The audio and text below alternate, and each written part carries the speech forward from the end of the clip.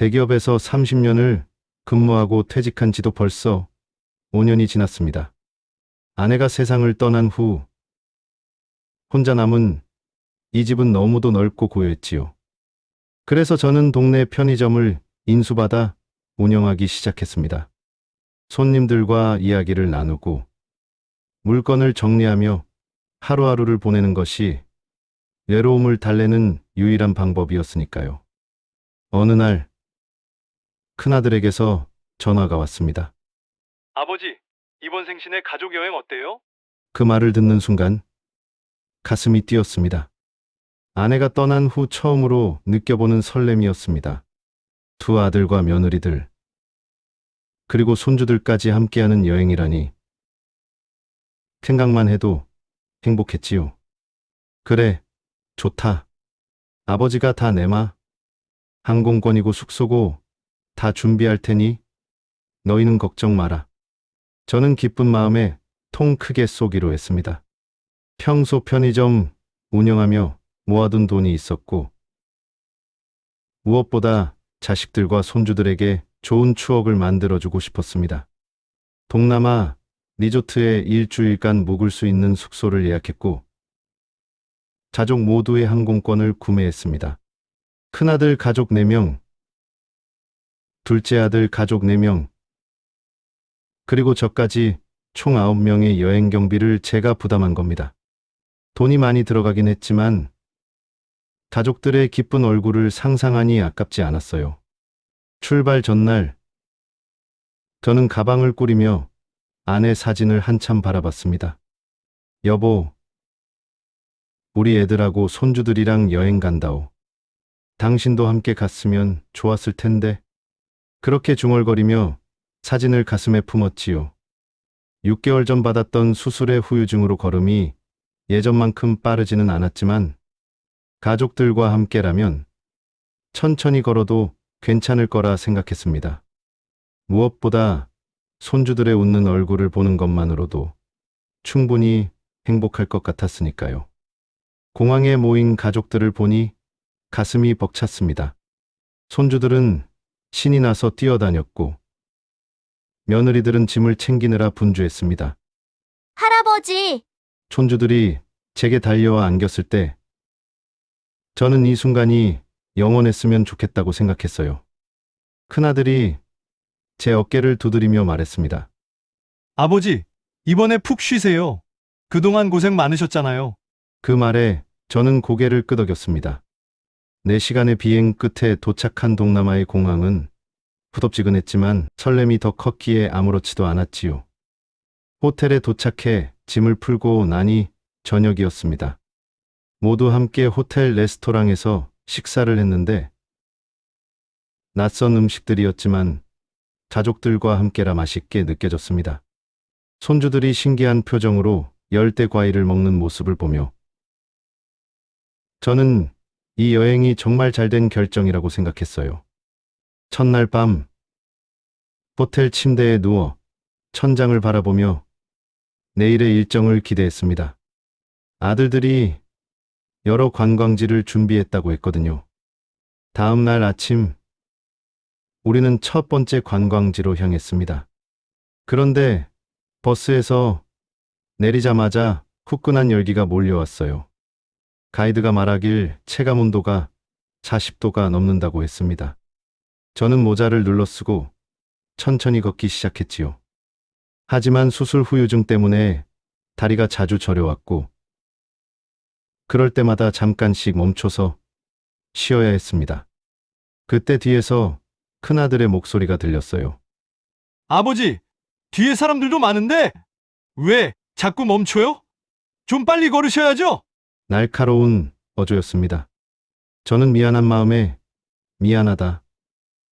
다리가 좀 아파서 라고 말했지만 큰아들은 이미 앞서 걸어가고 있었어요. 손주들은 신나게 뛰어다녔고 며느리들은 아이들을 따라가느라 정신이 없어 보였습니다. 저 혼자 뒤처져 천천히 걷는데 문득 외로움이 밀려왔지요. 점심시간이 되었을 때 우리는 현지 식당에 들어갔습니다. 향신료가 강한 음식들이 테이블 가득 놓였어요. 저는 몇 입 먹어보려 했지만 입에 맞지 않았습니다. 그래서 조심스럽게 말했지요. 얘들아, 아버지는 김치가 좀 땡기는구나. 한식당 같은 데 없을까? 그 순간 큰아들과 둘째 아들 부부가 서로 눈빛을 주고받는 게 보였습니다. 뭔가 이상한 기분이 들었어요. 둘째 며느리가 조심스럽게 입을 열었습니다. 아버님 호텔에 돌아가서 시원하게 좀 쉬세요. 저희는 오후 일정 마저 다녀올게요. 큰 며느리도 맞장구를 쳤지요. 맞아요, 아버님. 날씨도 너무 덥고 무리하시면 안 되잖아요. 저희네들 케어하느라 아버님까지 챙겨드리기 힘들어요. 저는 그 말들이 배려처럼 들렸지만 동시에 짐이 됐다는 의미로도 느껴졌습니다. 아니다. 괜찮아. 같이 다니자. 제가 말했지만 이미 분위기는 정해진 듯 했어요. 결국 저는 택시를 타고 혼자 호텔로 돌아왔습니다. 빈 호텔방에 들어서니 에어컨 소리만 왱왱거릴 뿐이었지요. 창밖으로 보이는 야자수와 푸른 바다가 아름다웠지만 마음은 허전했습니다. 배가 고파서 가방에서 컵라면을 꺼냈어요. 편의점을 운영하며 늘 비상식량으로 챙겨두는 습관 덕분이었습니다. 뜨거운 물을 부어 라면을 끓이며 저는 창밖 풍경을 멍하니 바라봤습니다. 컵라면을 후루룩 먹으며 핸드폰을 꺼냈습니다. 아들들에게 문자를 보냈지요. 재미있게들 다녀와라. 아버지는 호텔에서 잘 쉬고 있다.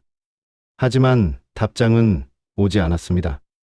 읽음 표시도 뜨지 않았어요.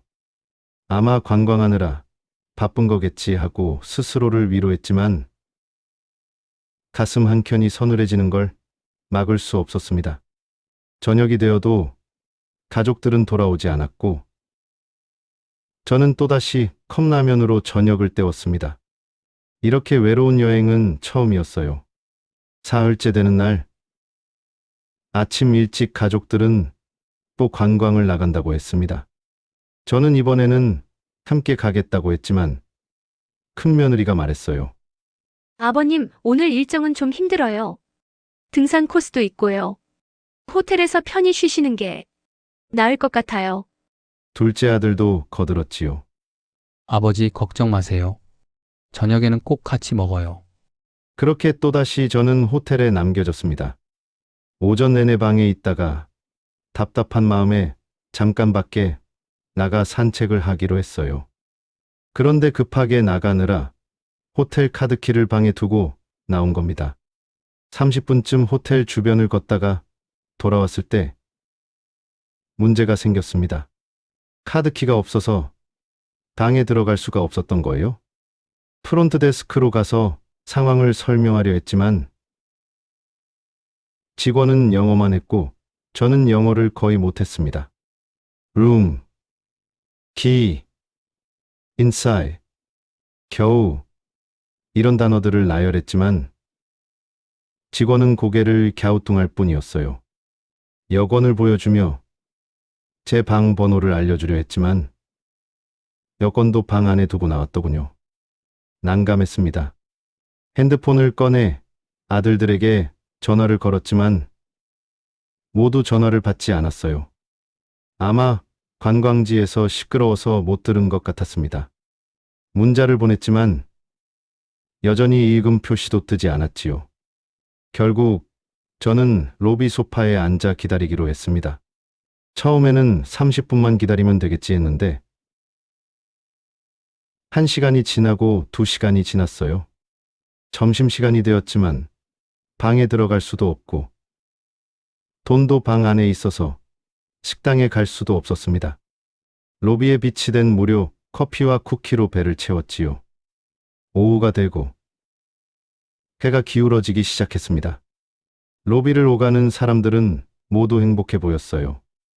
가족 단위로 체크인하는 사람들, 웃으며 수영장으로 향하는 커플들, 손주 같은 아이들을 안고 있는 외국인 할아버지를 보니 문시울이 뜨거워졌습니다.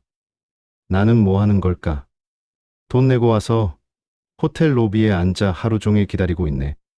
그런 생각이 들자 서러움이 밀려왔어요.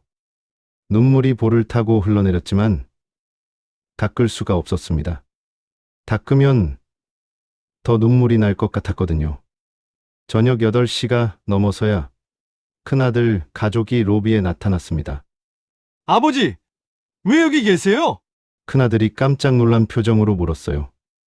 저는 떨리는 목소리로 상황을 설명했습니다. 카드키를 방에 두고 나왔는데 말도 안 통하고 너희들 전화도 안 받고 해서. 그랬더니 큰아들이 한숨을 쉬며 말했지요. 아이고 아버지, 또 왜 그러세요? 그 말투에서 저는 짜증과 귀찮음이 느껴졌습니다. 또 왜 그러세요라니? 내가 뭘 잘못했나? 내가 돈 내서 데리고 온 여행인데 나만 호텔 로비에서 하루 종일 앉아 있었어. 목소리가 커졌습니다. 로비에 있던 사람들이 저를 쳐다봤어요. 큰 며느리가 당황한 표정으로 아이들을 데리고 엘리베이터 쪽으로 갔습니다. 큰아들은 무표정한 얼굴로 프론트에 가서 예비 카드키를 받아왔지요. 자, 여기요. 이제 방으로 가 계세요. 냉담한 말투였습니다. 저는 울컥했어요.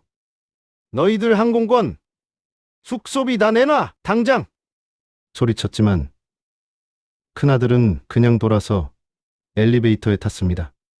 다음 날 아침, 어색한 아침 식사 자리였습니다. 둘째 아들이 조심스럽게 말을 꺼냈어요. 아버지, 어제는 죄송했어요. 저희가 핸드폰을 못 봤네요. 오늘은 꼭 같이 다녀요. 저는 고개를 끄덕였습니다. 어쩌겠어요. 그래도 제 자식들인데요. 오늘은 유명한 관광지를 간다고 했습니다. 대표 관광지라는 말에 기대가 됐어요. 버스를 타고 1시간을 달려 도착한 곳은 산이었습니다. 아니, 정확히는 산 속에 있는 사원이었지요. 여기가 이 나라에서 가장 유명한 곳이에요. 가이드가 신나게 설명했습니다. 하지만 사원까지 가려면 등산로를 1시간 넘게 올라가야 했어요. 계단도 많고 경사도 꽤 급했습니다. 저는 한숨이 나왔지요. 이걸 어떻게 올라가나. 출발부터 저는 뒤처졌습니다. 다리가 아파서 한 계단씩 천천히 올라갔어요. 손주들은 벌써 저 위에 보이지도 않았고 아들 부부들도 한참 앞서 갔습니다. 중간중간 쉬는 곳이 있었는데 저는 거의 모든 쉼터에서 앉아 쉬어야 했어요. 땀이 비 오듯 흘러내렸습니다. 한 20분쯤 올라갔을 때 안내소가 보였지요. 더 이상 오를 자신이 없었습니다. 안내소 직원에게 물어보니 여기서 기다리다가 일행이 내려오면 합류해도 된다고 했어요. 저는 그곳에 앉아 물을 마시며 기다렸습니다. 2시간쯤 지났을까요? 가족들이 내려왔어요. 손주들은 신나서 뛰어다녔고 아들 부부들은 사진을 찍느라 즐거워 보였습니다. 아버지, 위에 안 올라오셨어요? 둘째 아들이 물었습니다. 응. 힘들어서 여기서 기다렸다. 제가 답하자 아무도 뭐라 하지 않았어요. 오히려 다행이라는 표정들이었습니다. 점심은 또 다른 현지 식당이었습니다. 이번에는 향신료가 더 강했어요. 카레 같은 음식인데 너무 매워서 한 숟가락도 못 먹겠더군요. 저는 밥만 물에 말아 먹었습니다. 큰아들이 그 모습을 보고 말했지요. 그래서 내가 힘들 거라고 했죠? 아버지, 연세에 이런 여행은 무리예요. 그 말에 가슴이 철렁했습니다. 그럼 왜 같이 가자고 했나요? 제가 항공권과 숙소를 예약하겠다고 했을 때 왜 말리지 않았나요? 둘째 며느리가 미안한 듯 말했어요. 아버님 내일부터는 일찍 호텔 들어가서 쉬세요. 저희끼리 다녀올게요. 저는 고개를 끄덕였습니다. 반박할 기운도 없었거든요. 그날 저녁 호텔 방에 돌아와 거울을 봤는데 얼굴이 너무 초췌해져 있었어요. 눈가에는 주름이 깊어졌고 입술은 바짝 말라 있었습니다. 내가 왜 이 고생을 하고 있나 하는 생각이 들었지요. 남은 이틀도 마찬가지였습니다. 가족들은 매일 관광을 나갔고 저는 호텔에 남아 컵라면을 먹었어요. 가끔 수영장 옆 의자에 앉아 책을 읽기도 했지만 글자가 눈에 들어오지 않았습니다. 다른 투숙객들이 가족끼리 즐겁게 놀고 있는 모습을 보면 괜히 시선을 피하게 되더군요. 부끄러웠습니다. 제가 초라해 보였거든요. 여행에서 돌아온 후 일주일쯤 지났을 때 큰아들에게서 전화가 왔습니다. 아버지, 이번 주말에 식사 한번 해요. 아무렇지도 않은 목소리였어요. 마치 여행에서의 일들이 아무 일도 아니었다는 듯이 말이죠. 저는 바쁘다고 거절했습니다. 둘째 아들도 카톡을 보냈어요. 아버지, 애들이 할아버지 보고 싶대요. 하지만 답장하고 싶지 않았습니다. 며칠 후 둘째 며느리가 편의점에 찾아왔습니다. 아버님, 제가 여기서 아르바이트 좀 하면 안 될까요? 집에서 애들만 보니까 답답해서요. 저는 처음에는 거절하려 했지만 며느리의 간청에 결국 허락했어요. 그런데 문제가 생겼습니다. 둘째 며느리는 시급을 더 높여달라고 요구했고 저는 다른 직원들보다 조금 더 쳐줬지요. 가족이니까요. 하지만 출근 첫날부터 30분 지각했습니다. 죄송해요, 아이 학교 보내느라. 이해한다고 했어요. 그런데 이틀에 한 번씩 지각했습니다. 일주일에 두세 번은 오늘 몸이 안 좋아서 일찍 가봐야겠어요라며 조기 퇴근했지요. 다른 직원이 사장님, 저분 너무 자주 빠지는 거 아니에요? 라고 불만을 제기했습니다. 저는 난처했어요. 한 달이 지나자 상황은 더 심각해졌습니다. 둘째 며느리는 근무 중에도 핸드폰만 받고 손님이 와도 대충대충 응대했어요. 재고 정리를 맡겼더니 엉망으로 해놨고 계산도 자주 틀렸습니다. 저는 조심스럽게 주의를 줬지요. 며느라 좀 더 정확하게 일해야 해. 다른 직원들도 있잖아. 그랬더니 며느리가 발끈했습니다.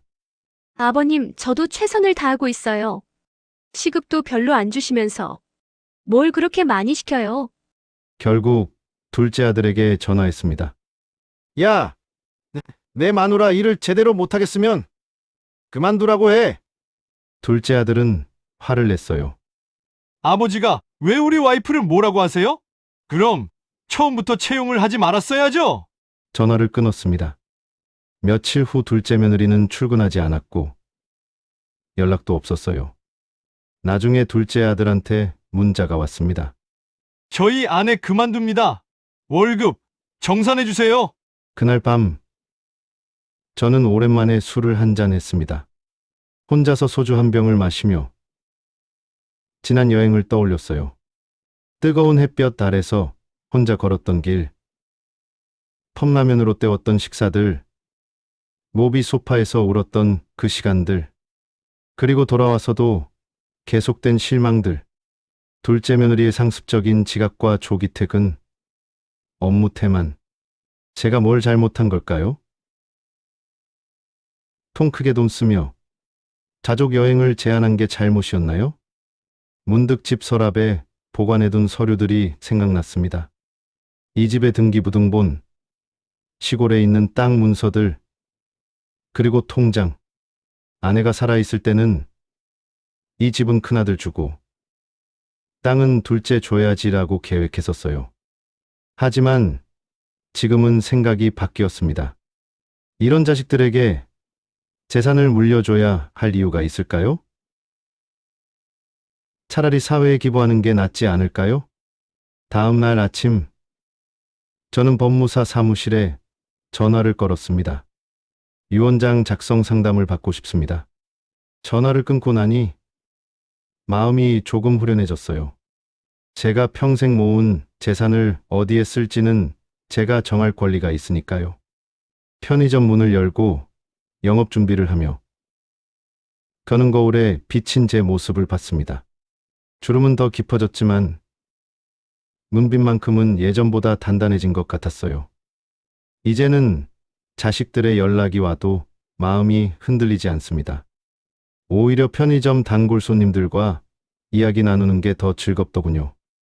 사장님, 오늘 날씨 좋네요. 손님이 밝게 인사하면 저도 웃으며 답합니다. 그러게요. 좋은 하루 보내세요.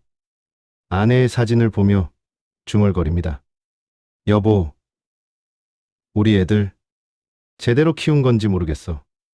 당신이 있었으면 뭐라고 했을까? 사진 속 아내는 여전히 환하게 웃고 있습니다. 그 웃음을 보니 조금 마음이 편해졌어요.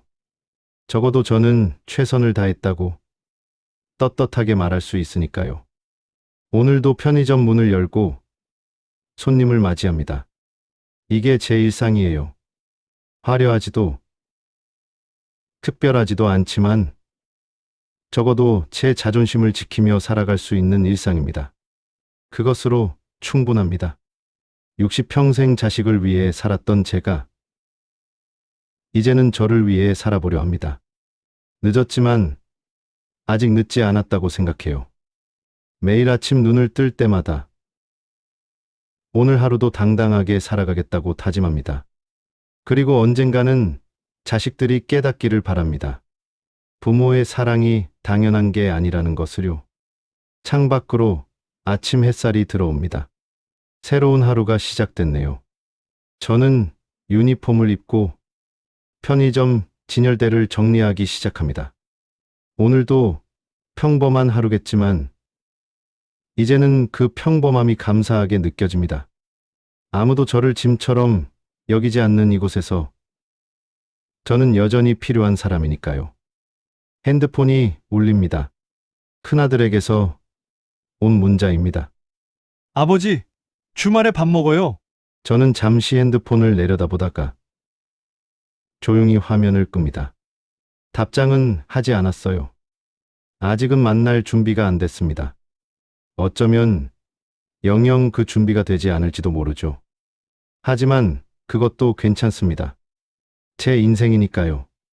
편의점 문이 열리고 단골 할머니가 들어오십니다.